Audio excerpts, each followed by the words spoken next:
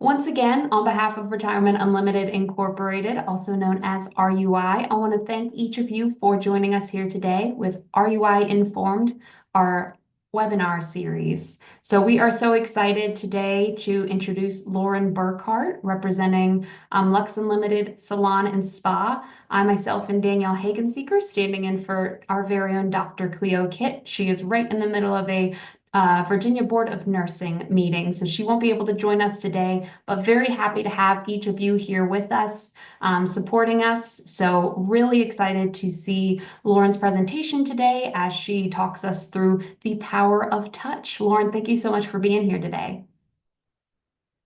Thank you so much, Danielle. Really excited to be here. So today we will be talking about the power of touch. I'll just do a quick little introduction for myself. For those of you that I have not met in person, I am actually a Roanoke native. I went to school at Old Dominion, have a degree in accounting. I also worked for a med spa for 12 years before joining Retirement Unlimited in 2020 with the launch of their LUXE Unlimited Signature program. I have been with RUI since then, and also work at our Woodland Hills community in Roanoke. So excited to go through this presentation today. I think the power of touch is something that has become more of a topic over the last few years, kind of post-pandemic. So kind of excited to get into this with you guys today and answer any questions that you have. So we'll get right into it. So I just took this quote from Jan Phillips, and it says, "Of all the gifts we can give to people, the gift of our touch is one of the most priceless." So why is touch so important? Getting into kind of the scientific reasonings, the psychology of that, we're going to talk through just a couple of experiments that kind of support the importance of touch. One of probably, if not the most famous, experiment that was done that kind of backs the psychology of touch is an experiment that was done by Dr. Harlow back in the 1960s. He did experiments using monkeys where he would give the test subjects a wire, a fake wire mother, and that wire mother would contain food and water and other things that that monkey would need to survive. He also gave them a wool mother, which was much more comfortable, but had no food, no nutrients or anything attached to it. And through his studies, they found that the monkeys actually preferred the wool mother without any food or nutrients to the wire mother with the food and nutrients. Just again, going into that comfort, that nurturing element and touch and all of those types of things. He also extended that experiment and even took it a step further and did some experiments with isolation chambers where he actually deprived the test subjects of touch and interaction for an extended period of time. All of those test subjects did have very poor outcomes. Again, kind of similar to what we have found, with people that are kept deprived of touch and interaction through various methods. Again, all having very poor outcomes on that. We also have some scientific research that was actually done over in Romania, and these studies were specifically done in orphanages, so with children that had already been through oftentimes some traumatic circumstances, but they actually deprive some of those children of different sensory elements in the early years of life, and found that all of them did have long-term effects from that sensory deprivation. It had an effect on their development. It also had an effect on their cortisol levels or their stress hormones as well, that resulted in negative impacts later in life. We also have Dr. Tiffany Field. She's actually the founder of the Touch Research Institute, and she has also done some pretty famous experiments kind of supporting the importance of this. A lot of hers being focused on newborns and mothers and kind of the effects of touch between a newborn baby and mother. Through her studies, they were able to prove that newborn babies are overall healthier and actually gain more weight the more touch and interaction that they had with their mothers. It also helped regulate the mother's hormones. So again, it benefited both parties in that study. We also have a study from Jim Cohn and Richard Davidson. They did a brain scan experiment. So all of their test subjects were exposed to extremely loud white noise. Um, the difference in subjects is there were a group of test subjects that actually had a loved one there that was able to hold their hand, stroke their arm, provide them that touch and comfort. Those participants had no negative reaction to the loud white noise. The participants that had no touch and no comfort had heightened brain activity that was actually associated with threat levels and also stress as well. So kind of taking away from some of those experiments, what are some of the things that has proven through those experiments and others? And the results that we have been able to take away from that from a scientific standpoint are that touch does positively affect the orbital frontal cortex of the brain. That's the area of the brain that regulates our emotions. It also gives a reward to value things that we value. It also helps to cause our nervous system. It lowers our blood pressure, and it also helps to decrease our cortisol levels, which is our stress hormone. It also can trigger the release of oxytocin, which sometimes is nicknamed like the love hormone. But that's directly responsible for promoting social bonding in our relationships. And then it also has proven that those that are deprived of touch are more likely to suffer from different illnesses, immune-related, other negative health effects. So generally being, humans are social creatures. Our brains are wired to respond positively to social interactions, to touch with others.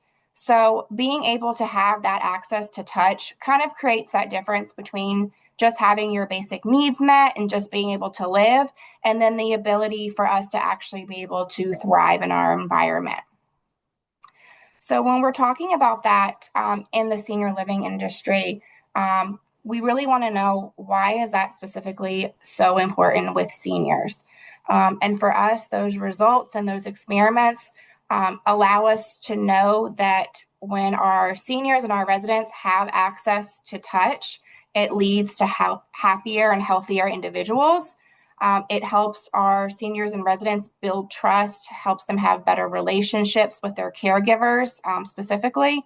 It helps decrease feelings of depression, feelings of stress, anxiety, which we know are very high in senior populations.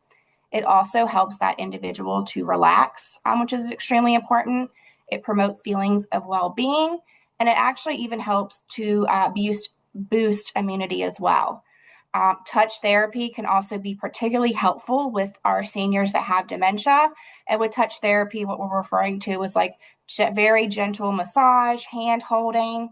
Again, just keeping in mind that this would be a case-by-case basis. That may not be right for every senior, every resident. Caregivers do still want to make sure that they're communicating very clearly.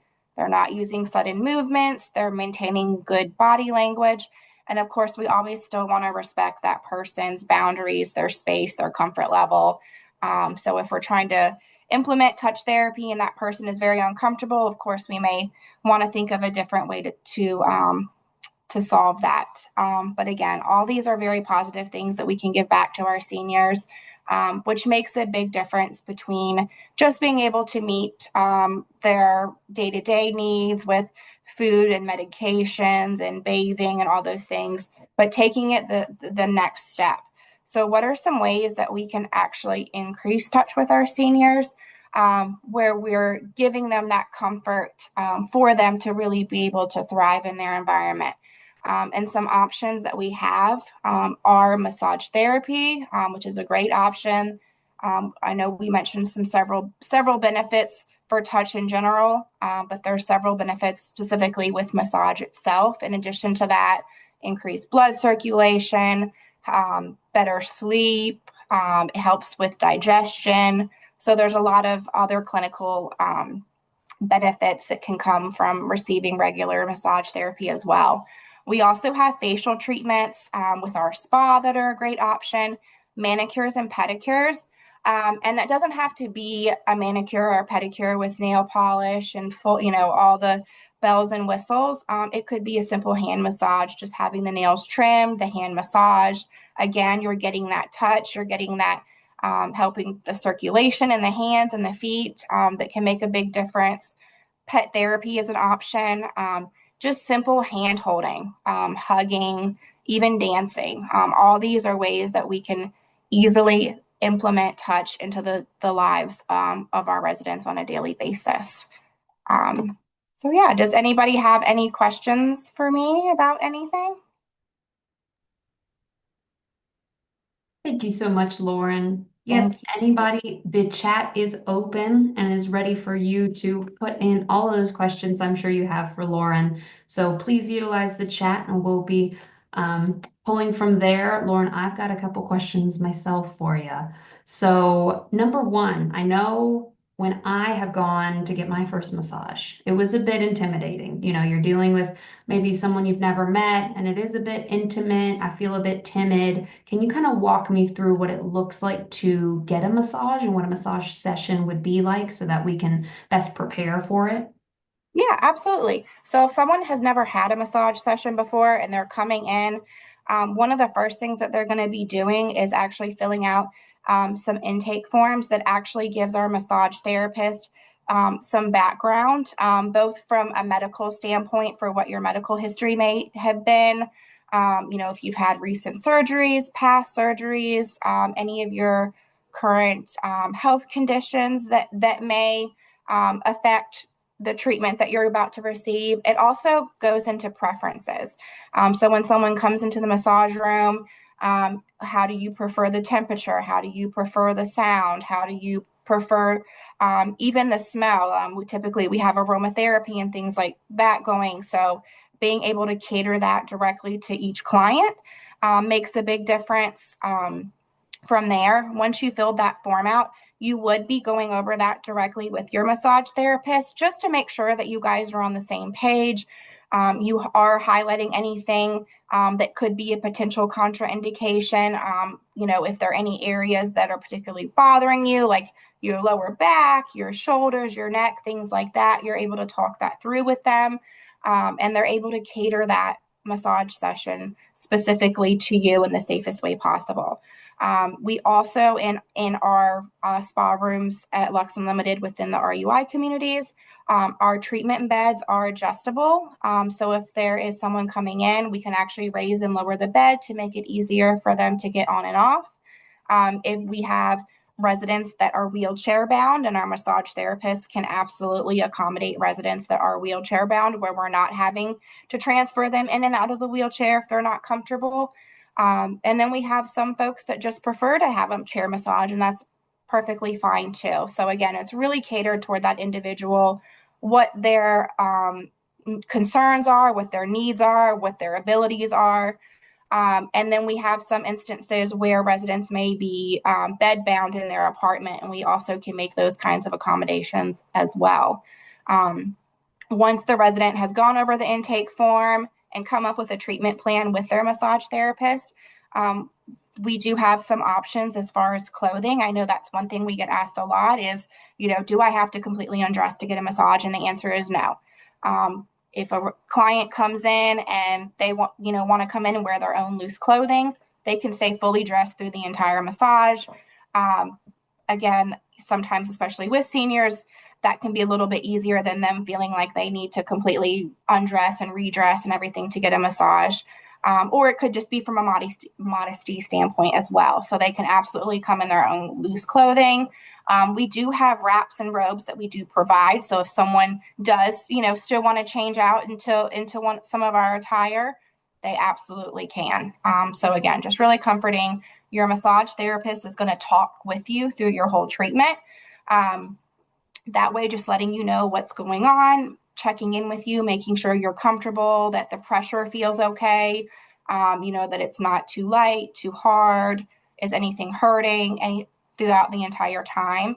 And then, once you're done, you're either able to change back into your own clothes, or if you already have your own clothes, then you're able to go on about your day. Perfect. It sounds lovely. I'm going to have to hop on over and get myself a massage here soon. Well, I know you mentioned our Lux Unlimited salons and spas. Can you talk us through your locations, maybe the services that you offer, just to share with the audience what all you've got going on? Sure. So Lux Unlimited is one of the signature programs of RUI, specific to our salon and spa services. What we have at each location does vary by location, but we do have hair services and nail services at every single RUI location. Some of our locations do also have the benefit of having a spa treatment room, so we're able to offer some additional services like massage therapy, facial services with estheticians, things like that. We even have one location that has a lash technician that's able to do lash services. But our main services are kind of the hair, nails, massage, and facials as well. Wonderful. And one last question from me and audience, if you guys have anything, please feel free to pop that in the chat. What is your ideal pampering day? If you were to go to a Lux Unlimited salon and spa, what would you have done to feel just the best version of you? So I love massage, but I have to say that I am a little partial to facial treatments. The facial treatments, for me, I just feel like are extremely relaxing. You still get a small dose of massage in there with your facial treatment. It's just not a deeper massage like you would get, or a full body massage like you would get. But I just love the pampering feel that you get having a facial. I always leave and just feel like $1,000,000. So that's definitely my go-to. Well, and your skin is glowing, so obviously something is working. Thanks. Well, thank you so much, Lauren. This has been incredibly insightful, and I hope everybody in our audience has enjoyed our webinar today. Thank you again, Lauren, for being here and for leading us through your presentation. For our audience, we've got these monthly RUI informed webinars coming up for the whole rest of the year. I'm going to type in the chat right now exactly where you can go to see the rest of our webinars that we've got coming up for the year. And you'll also be able to see a recording of everything that we've done for the beginning of the year, and also this recording will be up very soon. So team, please go onto that link in our chat and check out those upcoming webinars, and we look forward to seeing you guys soon. Thank you all so much for coming out.